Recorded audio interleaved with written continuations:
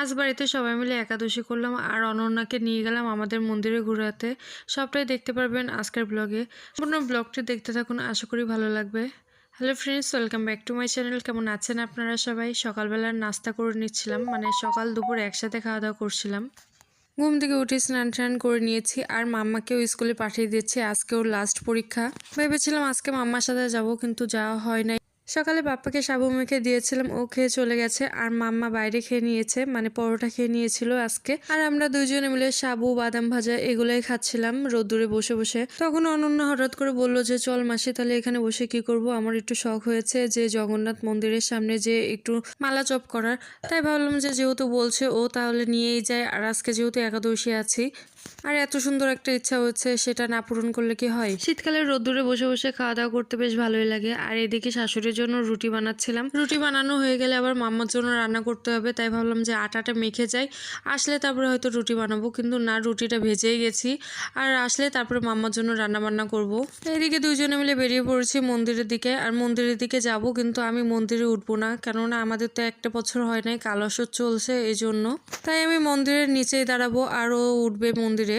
তখন বাপ্পা ফোন করেছিল, কথা বলতে বলতে যাচ্ছিলাম। আর এই যে অনন্যা এসে দাঁড়িয়েছে মন্দিরের পুকুর পাড়ে। ও আসে বলেই সারাটা দিন অনেক মজায় কেটে যায়।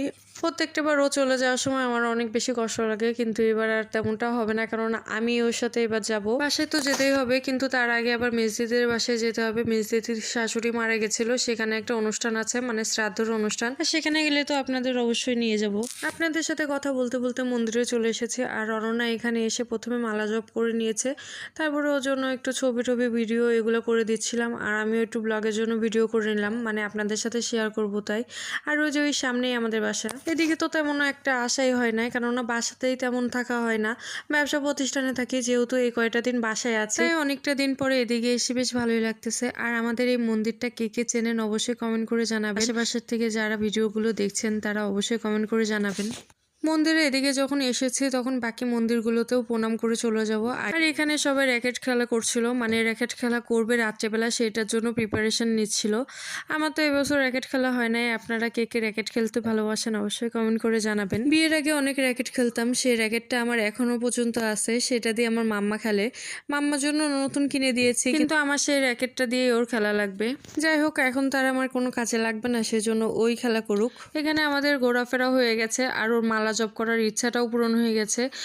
এবার বাকি মন্দিরগুলোতে যাব, যাওয়ার পরে সোজা বাড়িতে যাব, না হলে আবার মাম্মা আসার সময় হয়ে যাবে, যেহেতু আবার রান্না করা লাগবে। আর এটা হচ্ছে আমাদের কালী মন্দির। এখানে এসে প্রণাম করে নিলাম আর অনন্যাও প্রণাম করে নিচ্ছে। আর আমি বাইরে থেকে প্রণামটা সেরে নিলাম।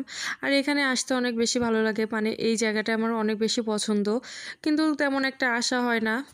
আমার ব্লগগুলো আপনাদের কেমন লাগছে অবশ্যই কমেন্ট করে জানাবেন। আর যদি কোনো ভুল থাকে সেটাও অবশ্যই কমেন্ট করে জানাবেন।